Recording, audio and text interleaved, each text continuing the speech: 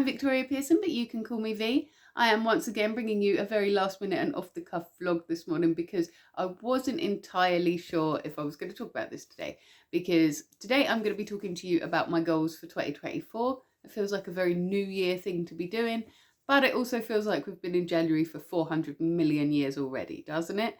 Like, whose idea was it to put a 5-week month straight after Christmas?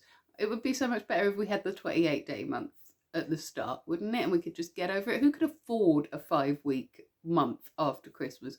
It's been going on forever and ever, and we're only about halfway through it. But that being said, it gives me a chance to talk to you about my New Year goals. If you watched my New Year video, you'll know that I don't really do New Year's resolutions at all. I don't believe in trying to make these massive swinging changes into yourself, especially during the time of year where it is cold, frosty, dark and miserable. But that doesn't mean that I don't set goals for myself, because if I didn't, I would probably just be drifting along through the year and wouldn't achieve anything at all. So one set of my goals is sports and fitness related. If you've been watching for a really long time, you will know that I do aerial and pole fitness. I really love my pole dance class.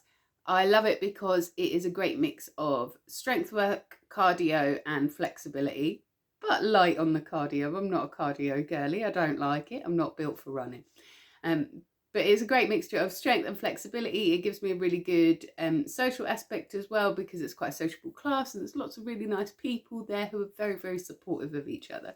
Going to the pole class over the last couple of years has really greatly increased my confidence and my hand-eye coordination, as well as my strength. And so I really want to keep that going. But if you've been watching for a long time, you will know that I injured myself quite badly in the summer before last. And I was out for a really long time, and I kept going back too early and hurting myself over again. I had to do months and months of physio before I could go back to class, and I've only just really gone back. So my goal over the next year is just to be able to go to class really consistently, being very careful not to injure myself again, and build myself back up to the point where I was before. And then I can start building in some other cross-training things. I do a bit of cross-training at home, but I'm not very consistent with that. And so my main health and fitness goal of this year is to just get a lot more consistent with those workouts, a lot more consistent about going to class, and start putting up my pole at home a bit more often, because I am very lazy with doing that. And so I have spent an awful lot of money on a pole that I don't use very often. I feel like I need to be using it a lot more often so I can sort of justify that purchase to myself. So those are my health and fitness goals. It would be really great if at some point during my cross training I could go to the actual gym instead of doing weights at home, or go swimming or something like that. But at the moment that isn't financially possible for me to do that and keep going to my pole class as well. So for now I will be doing most of my cross training workouts at home or in the park, things like that that are free. But that's my plan with the health and fitness, is just to be more consistent, because I think that once you're doing anything consistently, you will naturally just get better at it. And so, yeah, that's just going to make it easier for me to unlock the more advanced pole moves that I've been wanting to do, and to make the moves that I can already do look smoother and better, because any kind of sport, whatever kind of sport you're doing, it always looks better if it looks effortless, but making something look effortless takes a lot of effort.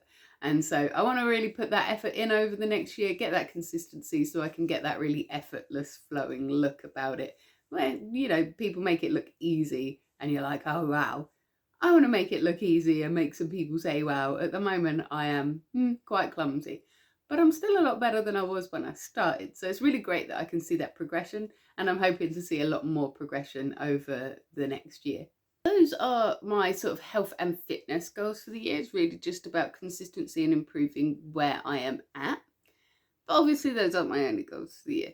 So another one of my big goals, and again, you already know this if you've been watching me for a long time, or if you follow me on Twitter or Blue Sky or anything like that. But for those of you that are new, I am a writer. I write very strange short stories, and I have several short story collections that I have already published. Hold that thought, let me show you. So I have my Strange Stories collection, which is Strange Love, Strange Worlds and Strange Times. They are all short story collections that are sort of sci-fi, fantasy, apocalyptic in there, a little bit of light horror.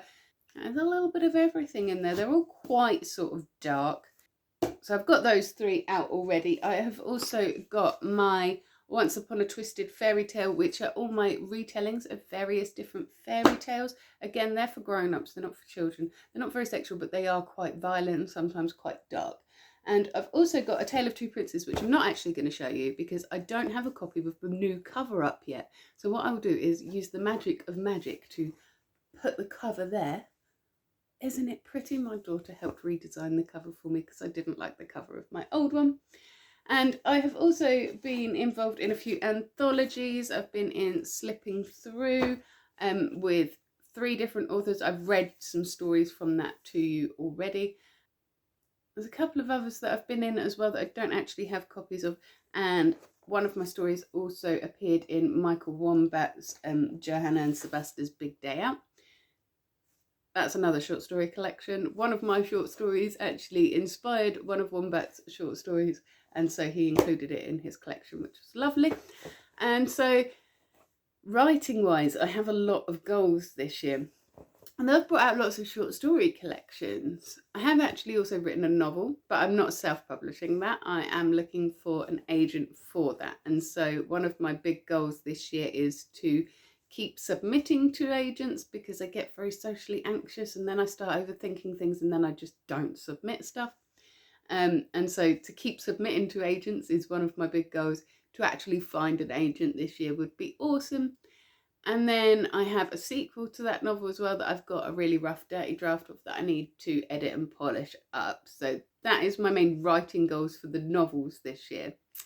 And then I have separate writing goals as well, because I've been working on a script with my friend Tix. I'm not going to tell you too much about it because it's very much in development stages at the moment, but we have given it a little rest for a little while. And so I'm hoping to get back to that later in the year and keep working on that one. And I'm also hoping to do an animation collaboration this year as well, which I'm really, really excited about, because I think animation is such a broad genre and there's so much potential to play about and get creative with it. But I have no artistic skill whatsoever. And so I'm really looking forward to linking up with some animators later in the year and making some of my ideas come into actual reality like that. I have actually had a story of mine adapted for the screen before, but it was for a short film rather than an animation. I loved every part of the process, and I loved seeing how people turned my ideas into something new. And so I'd like to get more involved with that sort of thing. I'm very much looking forward to collaborating with lots of different writers, artists, filmmakers, anybody else that's interested in collaborating with me, because I just love working with other creatives. It's so much fun to see how our creative processes work together, and I really, really enjoy making something new with somebody else as well. And so I'm hoping that 2024 is going to be the year of collaborations. I'm speaking it into existence now. I'm going to collaborate lots and lots with other people and do lots of cool fun projects. There may also be another short story collection from me on the cards, probably around October, November time. Royals, Ravens and Revolutions. I'm not sure when that's going to be coming out. It's still got a lot of work to do with it. It's been buzzing about in my head for a while, and so it's about time that I trapped it all on the page, I think. Those are my main things that I'm doing writing-wise over the next year that I haven't already done yet. But one of the things that was on my list for this year was to rework the cover for A Tale of Two Princes, because I didn't like the cover now. And I've already done that one, and we're only in the 3rd week of January, so I'm very, very happy with myself that I've done that. And when my copies arrive, I will of course show you and update them in my shop as well. I'm really, really pleased that I've ticked something off of my New Year goal list already, and we're only in January. How impressive is that? Another thing that I would like to do for my writing, that my daughter has been nagging me to do, is to go to an open mic night in a cafe local to me where they do all sorts of things. I'm going to go there and do a reading. I think, as I said before though, very socially anxious, quite concerned about that, which is strange because I'm sitting here talking to you guys just fine. For some reason, doing it in front of an audience that I can see is a bit more scary for me. But I want to get that out of the way with. I want to get that done. I want to prove to myself that I can do that, and I don't like when I allow my social anxiety to stop me doing things. I have been building myself up for about 4 or 5 months now. it's probably about time I just bit the bullet and did it. Maybe you guys could help nag me about that and see if I've done it nearer the end of the year. And then finally, and this is a silly little goal that I have, but my 9-year-old is so very impressed that I've got 400 subscribers on my channel already. He's actually making me a play button this evening for my 400 subs, just like he did for my 200 subs. And I will show you that in my morning videos when he does that for me. But it would be really very cool if by this time next year I've got 1,000. I think that that would make him very, very impressed. And so I'm going to keep posting my dailies, my weeklies, and see how we go. Yeah, I think that that will improve my standing, my coolness level with my 9-year-old. Probably wouldn't if he sees that I just did that. But yeah, so my other plan is to try and get to 1,000 subscribers, just because I think that my kiddo would be really, really impressed by that, and I would love to see his face if I actually did. I would like to also get a little bit more organised about the sort of content that I'm making, so that I'm not having to look down at notes while I'm talking to you, and so that I have a bit more of an idea of what's coming up at the end of my videos. And so a little bit more consistency with my planning is also on my goals list, but you guys could really help me out with that by suggesting things that you would like for me to talk about. I've got a little list of ideas. I've not got nearly enough for the year, and so let me know which of my videos that you like the most, which are the ones that you could kind of do without, and suggest something if you would like for me to talk about it. I will do my best to talk about it for you. Now, hopefully next week's vlog will be a little bit less off the cuff than this, because I sort of have semi-planned it. I'm going out for the day. My husband's coming with me, so I said, okay, we're going to film a vlog about the day out. We're still torn between 3 different places that we might be going this week, and so I won't tell you exactly where. It's probably going to be somewhere quite outdoorsy though. Even though it is cold, I like going to places that are like woodlands and stuff like that, even in the winter. I like seeing how they change through the seasons and revisiting them again. And so we might go to a local woodland, we might go somewhere else, but either way, I will probably be taking you out with me for the day for next week's vlog. That will be on Monday, 6 AM UK time, just like always.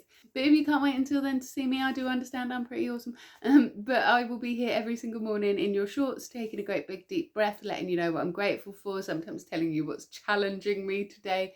And I will also be here on a Witchy Wednesday doing a little intuitive card read for you, because lots of you have told me that you found them really, really helpful, and so I quite like doing them. Up until then though, you have yourself a magical week.